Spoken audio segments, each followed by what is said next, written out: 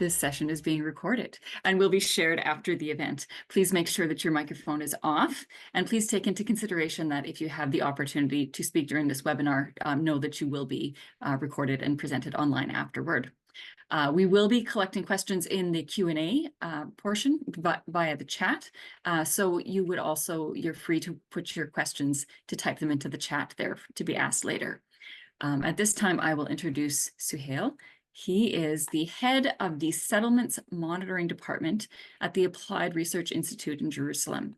He's a political analyst and an expert on Israeli settlements and policies practiced and employed by the Israeli government in the occupied Palestinian territory. He leads projects focusing on the Israeli settlement activities in the West Bank, and he tackles hotspot issues, including Area C, Jordan Valley, and East Jerusalem. This is in addition to monitoring the changes in geopolitical land use, mainly those related to Israeli settlements, outposts, closed military areas, nature reserves, amongst others. He published and participated in the publication of a couple dozen articles and chapters of various interests. So I will now turn it over to Suhail to share with us for the next 20 minutes. So as he speaks, feel free to put your questions in the chat, and we'll have about 10 minutes after his presentation for question and answer. Please go ahead. Okay, welcome everybody. Before I start, I'd just like to say that, today we commemorate, this is the eve of June 5th war of 1967, and we commemorate it's been like 57 years to the 6th War or the 1967 war, and we like to remember all those who fell for the liberation of Palestine. And we also like to remember all our countrymen in Gaza and the West Bank, especially in the West Bank. But that's being said, let's move on to lecture here about the environment and climate justice in Palestine. Today, what we're seeing happening here, okay, about the climate justice in Palestine. The climate justice, when it comes to climate justice and environment in Palestine, we tackle several issues. Now we're going to talk about, the usual issue, the climate change. When we talk about climate change, we talk about high temperature. We talk about change in the perception and the frequency of heat durations. We are talking about the increase of the greenhouse effects. We're talking about the increase in the extreme weather, like what we're experiencing in the summertime and the winter this time. Also, we're moving like from climate change, and we're seeing the effect of that climate change on the environmental degradation, on the land desertification that we're seeing, and increasing space being taken by land desertification, the soil contamination that we introduce it's being done by man-made. We're talking about the pollution of water and the pollution of air. The effect also reach to droughts, which causes to affect the agricultural land. We're talking about the loss of biodiversity and the decreased agricultural production, which causes, which affects also food security for the population. We're talking about the desertification and the ecosystem being destroyed and damaged. We're talking about the decrease in the open space because, we're coming and using the green area to cope with the population growth. We're talking about air pollution.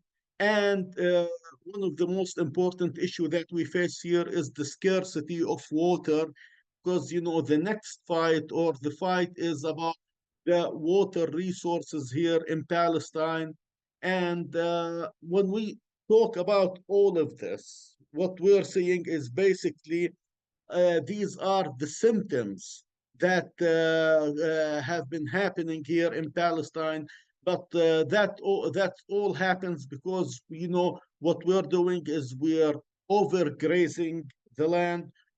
We have a lack in planning. We have a transformation into a consumer society, and we're using much of the land, agricultural land, for urban planning, and which is something have caused or affected the environment on the medium and the long run.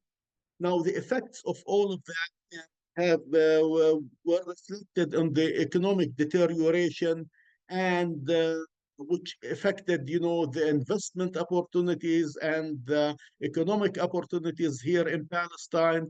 It also affected the living conditions, which pushed now the people more to leave and immigrate. Also, we have instability in the overall land and causing other symptoms within the society. We have increase in the disease, poverty have increased, unemployment have increased. We have food insecurity. We have, lower income because, we don't have more land to work on. So overall, all of this have led to more unhealthy conditions that we live in. And what everything I mentioned was pretty much, I would say, is a man-made elements. But nonetheless, we can but to attribute much of what we have been facing here in Palestine when it comes to climate change and environmental degradation. As I said, in addition to being to be a man-made thing, but we cannot escape that there is an effect of the Israeli occupation altogether, because the confiscation of land has pushed the Palestinian to use much of their available, or what they can get their hand on, of the green area. We had to use much of the green area to cope with the population growth because we don't have access to land. Now the Israeli also occupation control the natural resources. Now there's Israel controls about 88% of all the water resources in the occupied Palestinian territories. So we don't have the ability to use the land for agricultural and forestation anymore. Uprooting of trees is also a cause of the climate change, but it's also being done by the occupation. Since 1967, more than 2.5 million to almost 3 million trees were uprooted. About one-third of that were olive trees. And the division of land into what you know as area A, B, and C have caused to overly densely populated areas within area A and B, which caused the people to use much of the green area available in area A and B to cope with the population growth. So we can see that the green area in area A and B is being fading away year in, year out. And you can see that with the photo analysis. It's pretty much an indication of what's happening as a result of the controlled land by the Israelis and denying the Palestinian access to what is called Area C. That's about it for this slide. Now, jumping to what we know as climate change. I'm just gonna go into a general reference by saying that it's characterized as a gradual and eventually sustainable change in the climate from one climate state to another. It occurs over a decade of time. It's a change in the patterns of weather condition due to natural, but also more recently into human causes and effects. And in the Palestinian case, we can deny that the effect of the Israeli occupation as a main cause of the climate change within the Palestinian territory. And I'm going to show you why later on. How we deal with climate change? There are two main ways. either mitigation or adaptation. You know, to deal with climate change, basically, when you go to mitigation, basically, we aim to reduce and control the emissions. For adaptation, we try to control and manage the resources and exploitation of resources and explore the advanced green technology because you know that's what's coming in the future.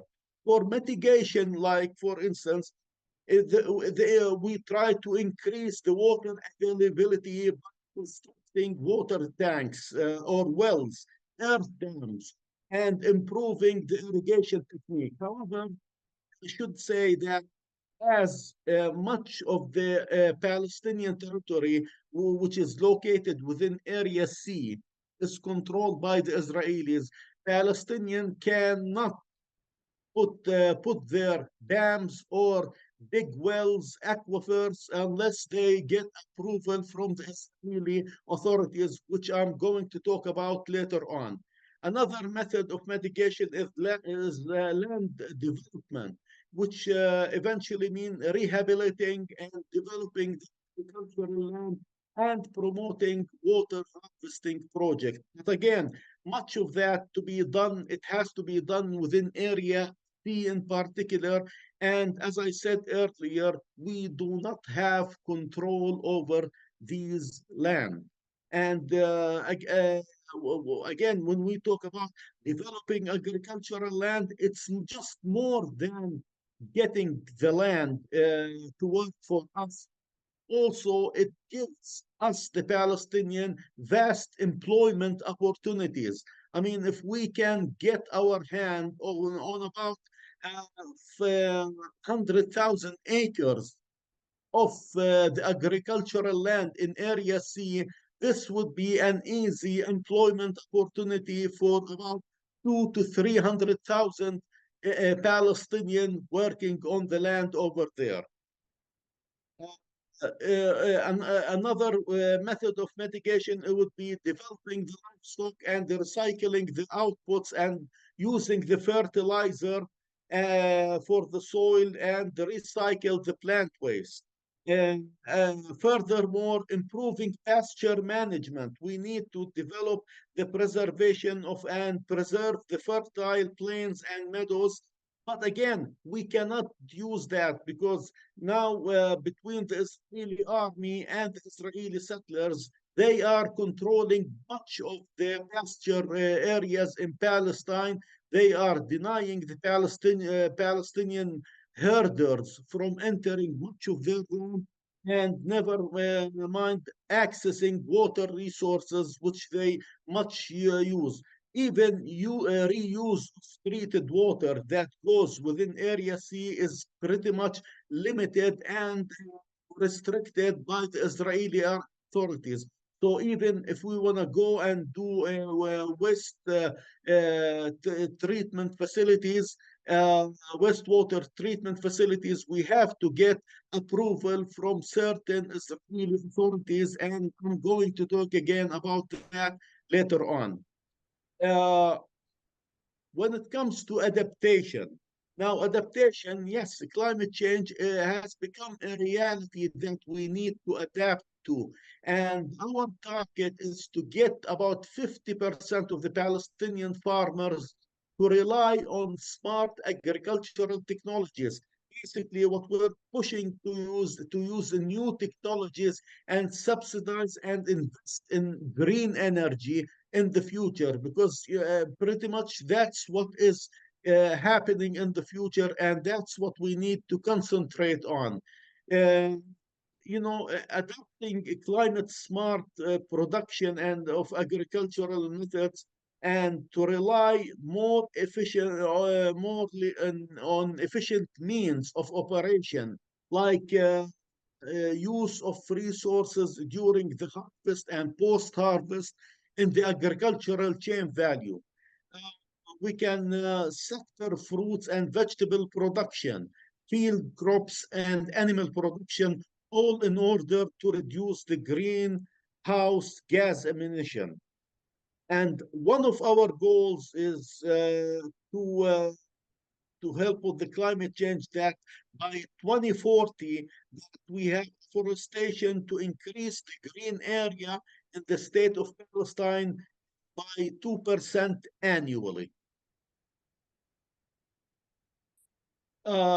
Let's talk about now trees. Now, I was talking about earlier about trees and how the Israeli occupation now between the Israeli army and the Israeli settlers, they damage and target trees on a large basis for several reasons. Now, in the year 2023, about 22,000 trees were uprooted. Almost 19,000 of them were olive trees. And you know that many Palestinian families rely on the olive season, harvest season, to as a main source for their livelihood. Now, since 1967, as I mentioned earlier, until date, about 2.5, closer to 3 million trees were uprooted from the Palestinian land, including about 800,000 olive trees. Now, the alleged reason used by Israel through trees and to damage them ranges from establishing military training area or establishing military bases or using them to build settlements, as you can see in the picture, which is a picture of Har Hamas settlements, which is located south of Jerusalem and north of Bethlehem.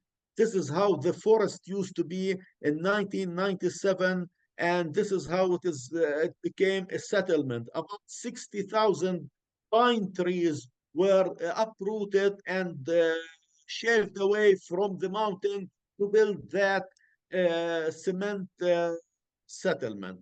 Also, another mean that Israeli used to uproot trees is to construct bypass roads, and finally now the segregation wall, which the Israeli are building in the occupied territory to isolate part of the land, along which they cut off tens of thousands of trees to build the cement partition that separate the West Bank and isolate part of it. In addition to all of that, we have all plain vengeful hate of the settlers. Now, the settlers, the Israeli settlers, are, you know, attacking the Palestinian territories, especially the agricultural fields, olive groves in particular, and they damage these trees on a large basis. And especially it happens always on a yearly basis about around the olive harvest season. The olive harvest season, which starts somewhere between early October and November. Now, this is around the time when the Israeli settlers start attacking olive groves, cutting the trees or burning them, and attacking the farmers who are going to harvest the trees, which affects much of the land. And many of them use these trees, you know, as an excuse to push the Palestinian away from their land. Now, jumping to the environment section, now the long-term environment degradation has occurred in the overly densely populated area. Now, as I said earlier, because Palestinians are restricted to use their land, many of them were densely are now living within the area that is known area A. Even more than that, we don't have enough water resources for Palestinian use. We have limited access to our fertile land. We have a rapid growth in population, which causing the climate change and the desertification of the land and its degradation. Now, the Israeli occupation continues and insists to continues to be the main challenge to the Palestinian efforts to manage their environment and natural resources, because much of that now exists within Area C, and we don't have a proper access to that area because it is denied by the Israeli army. Now, the main challenges that we face as Palestinian is that we lack geographical contiguity within the Palestinian territory. We have 11 Palestinian districts within the West Bank, and these are all separated from each other by an area known as Area C, which is controlled by the Israeli army, and they restrict our movement. We also have lack of sovereignty over land and the natural resources. Even though much of that natural resources exist within Area C, the Israeli deny the Palestinians the ability to use these natural resources. Now, all of this pretty much is because we have two contradictory planning system within the occupied Palestinian territories. One is designated for the Israeli settlers, and the other is designated for the Palestinians. Now, whenever it comes to the Israeli settlers, now they are consulted, they participate in the planning, and they have a saying on what's happening there. And even though this land belongs to the Palestinian, we are not being consulted. We are not giving a chance to participate on what's happening on the land, and we are denied any ability to really do any project within Area C. All of this is a direct result because we don't have sufficient legislation and weak enforcement of the law. In other words, another form of double standard being manipulated by the Israelis within the occupied territories. Now, putting all of this together, we also have to talk about the separation of the geography between the West Bank and Gaza. Now, even though the Oslo Accord concluded that there should be a road linking between the West Bank and Gaza, now the Israelis have denied the Palestinians access to this road for many years. It was only operational for a small amount of time, and even though it was supposed to take place on the ground, the Israelis refused to let that geographical link between Gaza and the West Bank open. In fact, they control everything that goes in and of the West Bank and Gaza. And you cannot access Gaza unless you get a certain permit. But that was also at least until October 6th. And since October 7th, as you all know, everything has changed completely. Now, when I talked about earlier about how the land is divided between area A, B, and C, let me show you what's happening on the ground. Now, the West Bank under the Oslo Accord was classified into area A, B, and C, and the nature reserve. Now, area A is where Palestinians have full control of land security, which is you can see it on the map marked as the sorry. Yeah.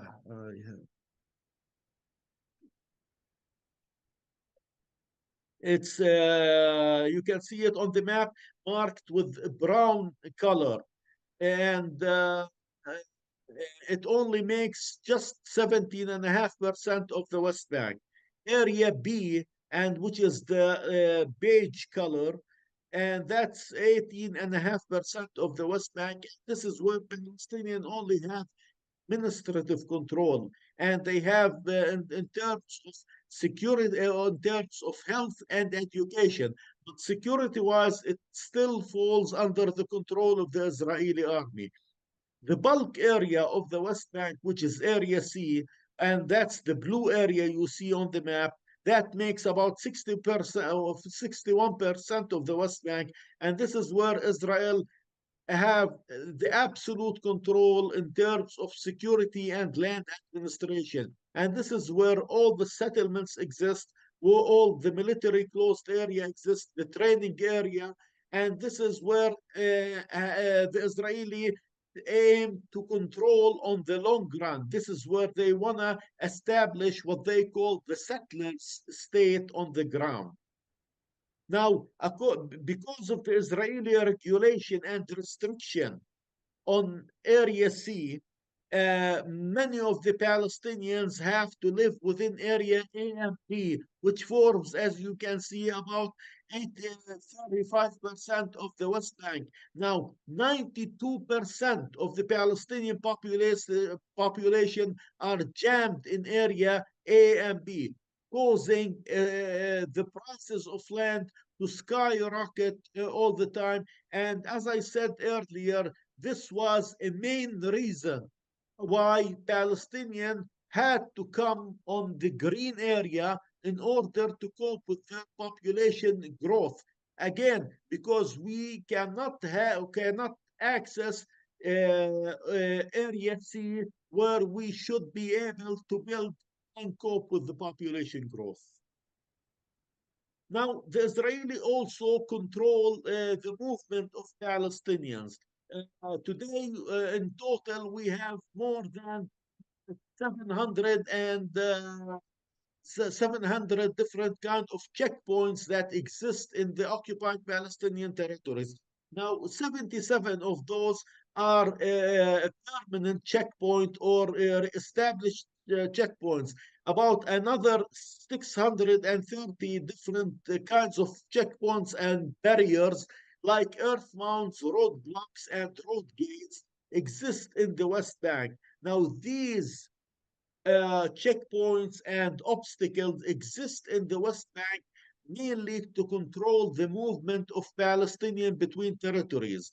And this also result on for the Palestinian to drive on longer roads and eventually using longer hours. And in a study made by ARIJ around 10 years ago, it was estimated that we have annual delay on the roads because of the checkpoints that exist, that gets to about 16 million hours a year, and estimated annual economic loss because of the Israeli restriction on movement on the Palestinians that reaches to about $274 million. And our estimated annual increase on fuel consumption gets to $135 million. And estimated CO2 emissions that result out of that exceeds 135,000 tons of CO2 emissions. In addition to that, we also have to talk about the Israeli industrial zone. Now, Israel, when it comes to the occupied Palestinian territories, there are Israeli industrial zones and operates in the West Bank, and Israel applies less controlled and less rigorous environmental regulation to the settlements and settlers and the industrial zones in the West Bank. And this eventually had an impact on the Palestinian land that features like environmental genocide. Literally that. It's not only on the humans, but also on the environment. Because, you know, when industrial settlements operate, you don't have any kind of accountability. They don't have any kind of no biological or ecological concern or regulation, and this push them to just break the law at will, since the Israeli officials will turn their eye from any Israeli violation to the Palestinian environment. Now, in the West Bank, we have about 23 Israeli industrial settlements, which include more than 1,500 different types of factory, and they produce more than 90 different items. Now, they sit on about 20,000 dunums or about 5,000 acres, and they exploit all kinds of they exploit and destroy the Palestinian land with the waste that is produced by these factories in the industrial zone. Now, the industrial zones dispose and discharge of about 40 plus million cubic meters of untreated wastewater and industrial waste onto the Palestinian land. And this have caused the Palestinian environment great harm, and not only what is on the surface, but also from the springs and the aquifers. But in addition to all of that, the Israelis now are in the planning phase to establish an additional 35 Israeli industrial zones in the West Bank. And this is what we should be looking after. And as I said, because of the incentives giving to these industrial zones, the settlers and even international cooperations are, they are pushed to come and invest in these settlements. And this is, I think, a good place to start our advocacy toward fighting what's happening here when it comes to the settlements.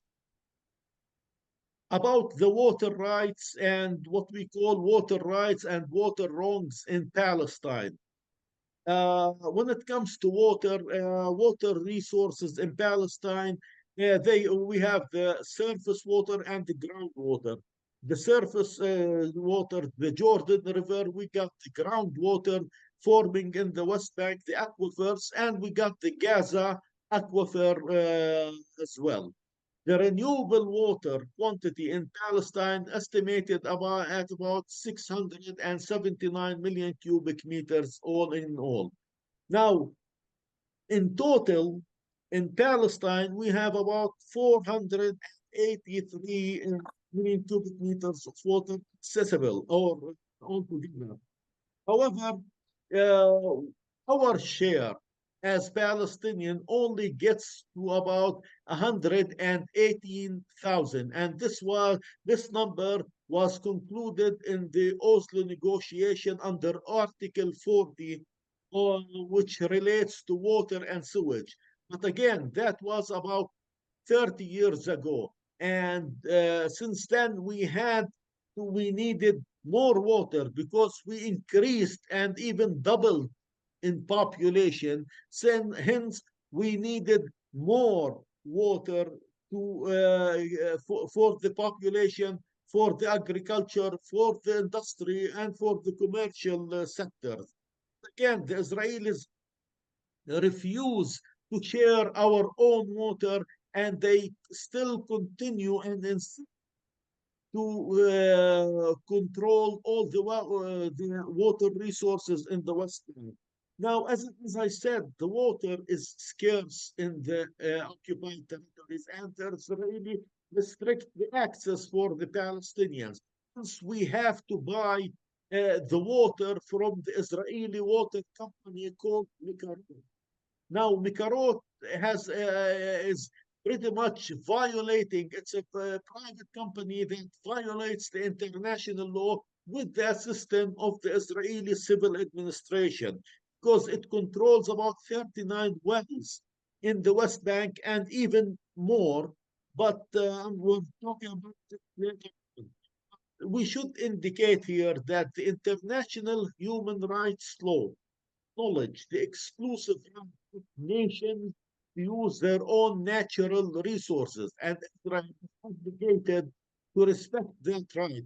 Nonetheless, the Israelis insist to violate that law, and they granted Mikarot Company the right to exploit the Palestinian water resources. In fact, they ended up selling the Palestinians their own water. And to this, the chart you can see before you shows the quantity of water that we purchase as Palestinians from the Israeli Mikorot well. And in 2020, by the latest number we have, we purchased about 90 million cubic meters, which represented about 20% of the water available. Now, we can have access to more water resources because it exists, but the Israelis refuse to give us access to these waters, and they divert much of that water to the Israeli settlements and even take it beyond the Green Line into Israel and deny the Palestinians their access this water. Now, according to the World Health Organization, which says that the recommendation of minimum use of water per capita per day is 100 liters per capita per day. Now, this pretty much shows the discrimination when it comes to water distribution and consumption.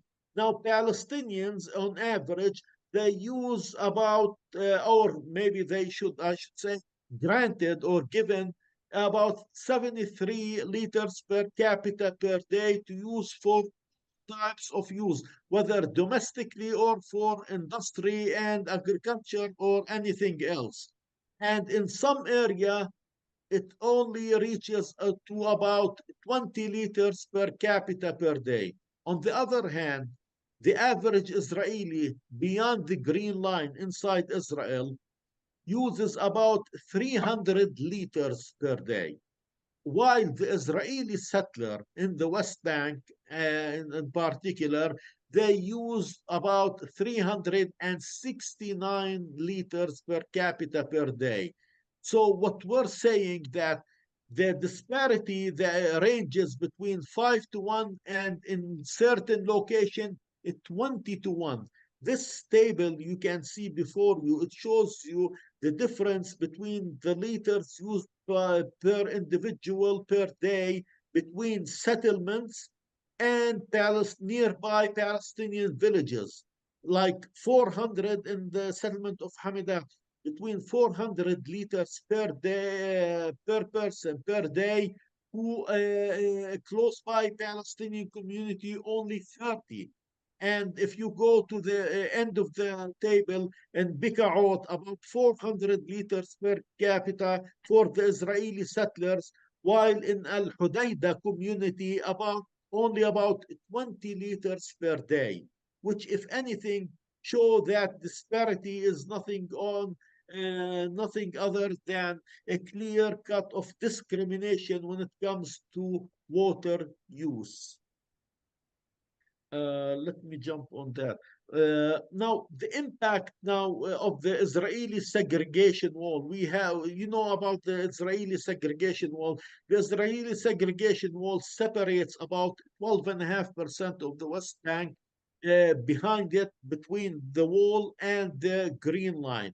Now, within that area, which we call the Western Segregation Zone, there are 29 Palestinian wells and 32 springs isolated, which is eventually controlled by the Israelis and thus became out of reach of Palestinians. On the other side of the West Bank, along the eastern side, the Jordan Valley, which is the blue area you see marked on the map, it's what we call the Eastern Segregation Zone. There is about 165 wells and 53 springs that is controlled again by the Israeli, and Palestinian only have the restricted share of that land. Now, when it comes to water, the bottom line is basically it comes down to what is known as the Joint Water Committee. Now, in the Oslo Accord, under Article 40, there is a clause that says that all development projects related to water and sanitation are subject to approval by what is called a Palestinian-Israeli Joint Water Committee. It's a committee that consists of an Israeli and Palestinians that have to coordinate all the projects that is being done or are proposed within Area C.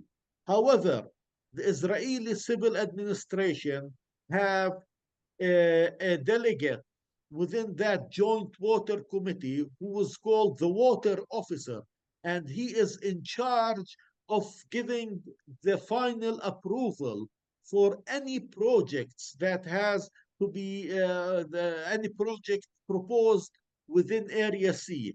Hence, many of these projects are rejected by the Israeli water officer, even if that joint water committee approves it. And to date, we say that about 97% of the project proposed by Palestinians and even donor countries in Area C were rejected. Uh, in the Gaza Suhail, Strip, yes, Suhail, I'm yes. going to call a pause to this at this moment. Thank you. This has been just a mountain of information. We are 15 minutes away from the top of the hour. I wanted to give people a chance to ask questions. They may have been so busy following all your information that they haven't had a chance to pose their questions.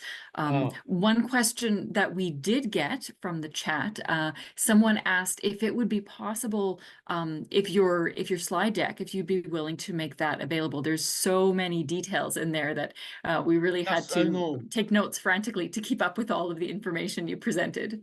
I tried to be, this is like a short presentation. We have to make it concise, and but it usually takes more time because, as you said, there are tons of information to be reported and shared with the people. But we will gladly share this presentation with you.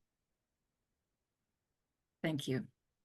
So audience, any questions that you'd like to offer, or shall we just get to the end of the presentation and see what else there is to learn in the last few minutes? Okay, I see a thumbs up. So thank you for the interruption. I will hand it over to you again to finish up in the last few minutes. I'm just gonna finish up quickly. I'm just gonna talk about the major challenges that already existed in the Gaza Strip long before the aggression happened. Because as you know, Gaza has no infrastructure. It has always water shortage, deterioration of water quality. The desalination water is a problem. Uh, Poor infrastructure, and all of that has caused the variation in usage of water for agriculture, industry, and domestically, and all comes up all together. But overall, there is a major problem when it comes to water in the Gaza Strip, and more than 97 of the water pumped from the Gaza coastal aquifers does not conform with the standard of the World Health Organization because of excessive content of nitrate and chloride that exist in that aquifer. Since it needs more desalination and more treatment. But again, we have problems, and people in Gaza have problems with these projects, as I said, because eventually the Israelis control and try to manipulate everything. I'm gonna give a quick reference to what's happening in Gaza, like according to initial assessments, and only again, these are initial assessments done by WASH cluster and the FAO organization. It says that about 488 agricultural wells in Gaza have been destroyed. That was at least until the end of 2023. But I'm sure by now the numbers have doubled or even tripled, if not most of the water sources and agricultural wells and have been destroyed. The same goes for the wash facilities that have been destroyed by the war in Gaza. And today, I'll be ready is whenever you are. today the estimated use of water for per capita in the Gaza Strip ranges between 2 and 3 liters per day. And according to humanitarian standards, the minimum amount in the cases of emergency should be no less than 15 liters per day. But still, as I said, because many of the water resources have been destroyed, Palestinians have no access to proper and treated water eventually. These are quick slides to show the damages that happen to the agricultural land and the infrastructure in the Gaza Strip. And again, these are initial assessments done by the FAO organization, and the damaged cropland in the Gaza Strip. At the end, I would like to say that ending the occupation is a prerequisite for achieving a sound environment and sustainable development in Palestine. And thank you. Wow, thank you so much, Suhail. That was so much information, so much to learn.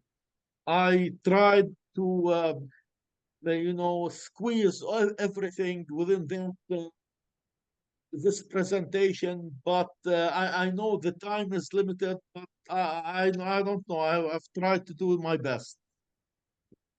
Yes, well, you've certainly given us a taste of how much there is to know, and how many facts there are, how many details there are to show the egregiousness of the situation there. So thank you so much for taking your time to share with us. Thank you for the work that you do.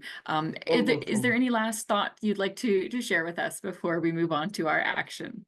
Well, all of our thoughts today only goes to Gaza. What's happening to Gaza? Beg of you to continue just uh, supporting Gaza, and to push for the end of this aggression against the population of Gaza and Palestinians in general, because what we're seeing there is something horrible. Things will be remembered for generations. So let's all continue to pray and to support Gaza in the hardship times. Well, thank you again. Thank you so much for joining us today. As a group, we will now turn to our action time. We've got 8 minutes left. So we've got some actions to participate and discuss global actions for Palestine. You're free to stay with us, but we know you have a busy schedule, so we'll say goodbye at this time.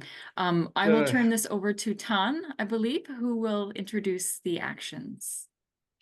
Yeah, thank you. And I put a link in the chat to the Applied Research Institute if you want to check that organization out and see, the current things they're doing, and there's different ways to get involved as well. So there's that link that I just shared in the chat. In terms of actions, since I only have a few minutes, we have, the same actions as last week. We want people to continue pressuring the representatives. We have a few helpful links from US, Canada, and the UK that you can see for kuminow.com/action. And then in June, there's actually a number of protests happening. We found a few from the US Campaign for Palestinian Rights. And then in the UK, there's also a link to see where these protests are taking place this month. And if you have any other actions or links to protests that are happening in your area, that would be great for you guys to share that in the group chat or in the chat. And I'll share it here as well so you can see some of the links that we're using. And so I will leave the next, 7, 8 minutes if you want to call or email your representatives with us. Those are the links. And then if you want to just share what you've been doing for the last week or so, feel free to also unmute and talk a bit about some actions that you're doing.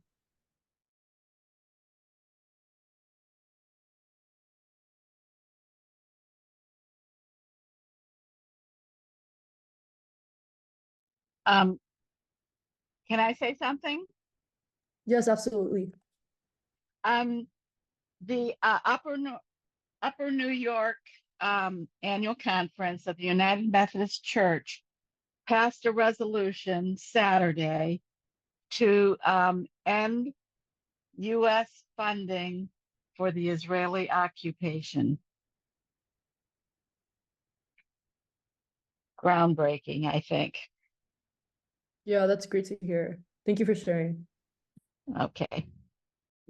Reverend Isaac, Reverend Wunder Isaac will be in Atlanta June 14 and 15, and we are planning a reception for him. He's the pastor of the Lutheran, the Christmas Lutheran Church in Bethlehem. Is there a link to this that we can check out?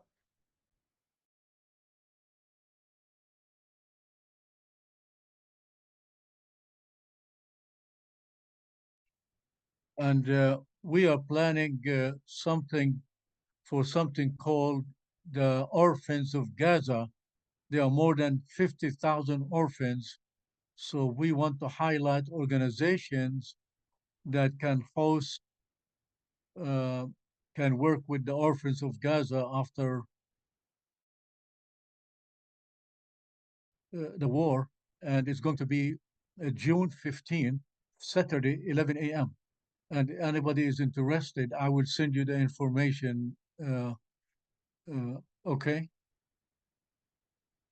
It's only information, not fundraising. Just we want to know what is their plans. Thank you. Do you have any links that you can share in the chat so folks who are interested can follow up to find more information?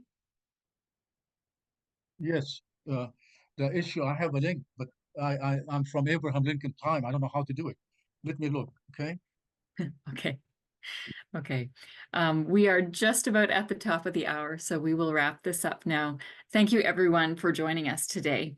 A link of the video to this gathering, along with the links shared today, will be available on the Kumi Now website and on YouTube in the coming days, and will be shared in the newsletter. You can subscribe to Kumi Now on YouTube and subscribe to the newsletter to make sure that you receive all these links, and you of course see them in the chat there.